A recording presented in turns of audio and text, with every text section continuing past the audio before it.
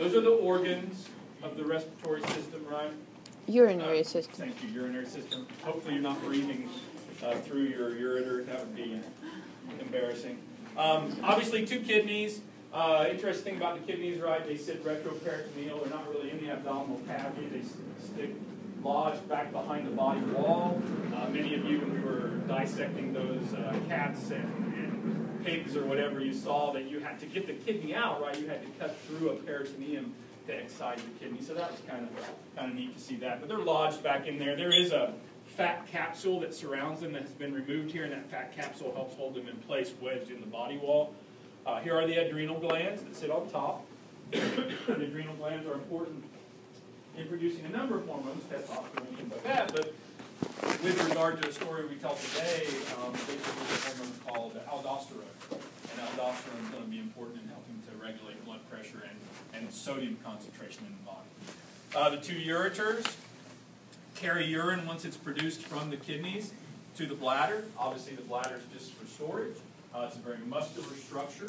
When it stretches to a critical point, right, that triggers a parasympathetic response, and that internal urethral sphincter will dilate, right, it will relax, and that will trigger that urge to urinate.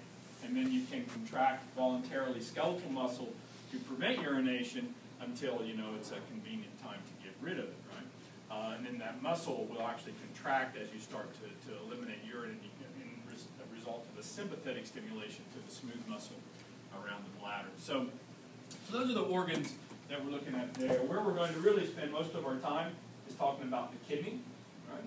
And here is what kind of section through a kidney?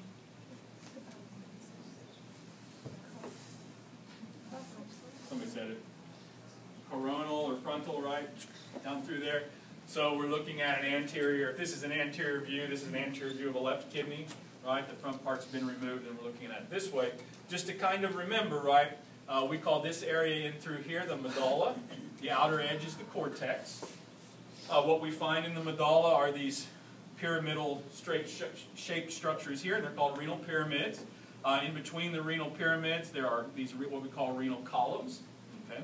Now, what's significant about the renal pyramids is that they contain portions of the nephron, and the columns contain blood vessels. Okay.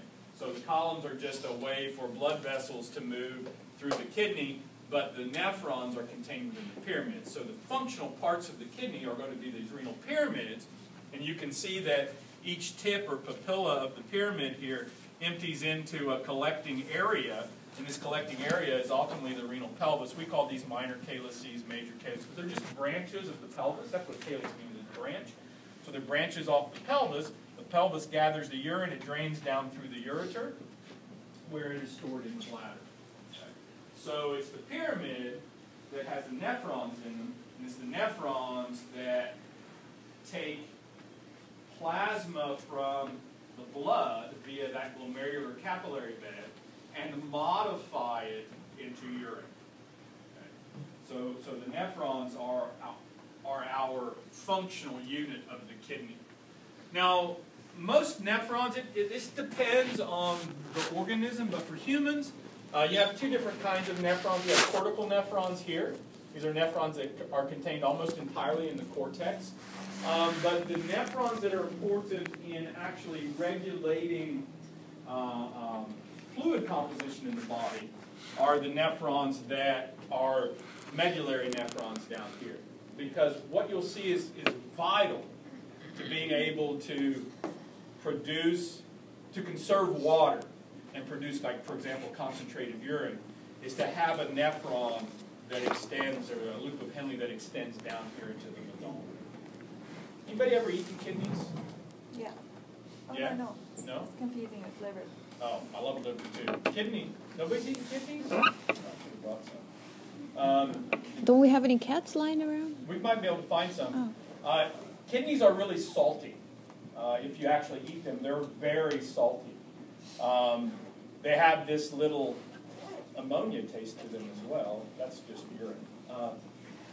But they're salty, okay? And relative to your body's fluids, I'm gonna be the typical osmolarity, remember osmolarity? Osmolarity is a measure of the total concentration of non-penetrating solutes in a solution. For our body's fluids, it's about 300 milliosmolar. Okay? Now, those are equivalents. If this was all just salt, sodium chloride, it would be 300 milliosmolar sodium chloride. Okay? So that's how we would measure it. In the kidney, this can be 4 times as concentrated. It can approach 1,200 milliosmolar. So this is a very hyperosmotic, very salty extracellular fluid that is found down here in the medulla. Now, what do you know about water? If these were 2 compartments separated by a membrane, would water want to move from one side to the next? Yeah, and water would move from where to where? From the lower osmolar to the higher osmolar. Right? So we have a situation here where, remember I said that in order to conserve water, you need these loops of Henle, and the loops of Henle that we're talking about are found in the medulla.